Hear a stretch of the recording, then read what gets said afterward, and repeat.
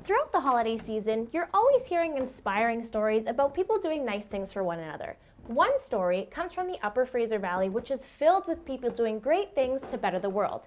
Jonathan Horst just recently met one who's doing her part to enable others.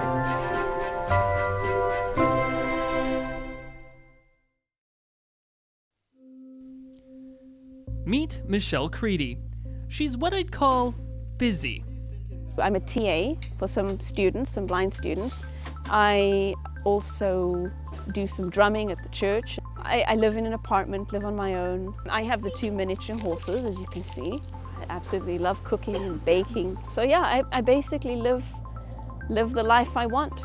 And she does all this blind. No, literally. She was born this way, but she hasn't let that stop her. Especially since I've been involved with the Federation, I've really grown because they've helped me to understand that with the right training and opportunities, blindness is reduced to a physical characteristic and it doesn't have to define me. Are you going to give me a hug? Show everybody how sweet? Now, the federation Michelle is mentioning is called the Canadian Federation of the Blind. They're unique in that they really look at blindness differently. They are a blindness movement. And so what we do is, as we meet blind people, we create friendships. And we share information and support one another, encourage one another.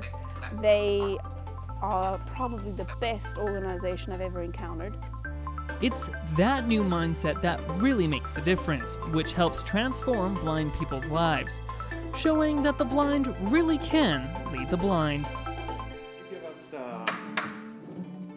just play it as you normally do. Don't do the triplet. The biggest thing I've learned from Michelle is that she sees differently. This past Sunday, she went up, received communion, and there was 2 people I think were trying to help her, guide her back to her pew. And I was watching that from up there, and it just went through my mind like, she doesn't want that. We've had this discussion a bit where she doesn't want people to help her out because she doesn't need it. She sees differently. And what she sees differently is a world she wants to give back to by helping youth.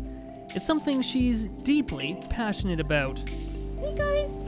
My biggest dream in life is to actually adopt a child, and I'm also interested in empowering youth. I'd love to start a program for youth who are in care. I love youth. The population I love working with the most is teenagers because they're honest, they're authentic, and they are left behind.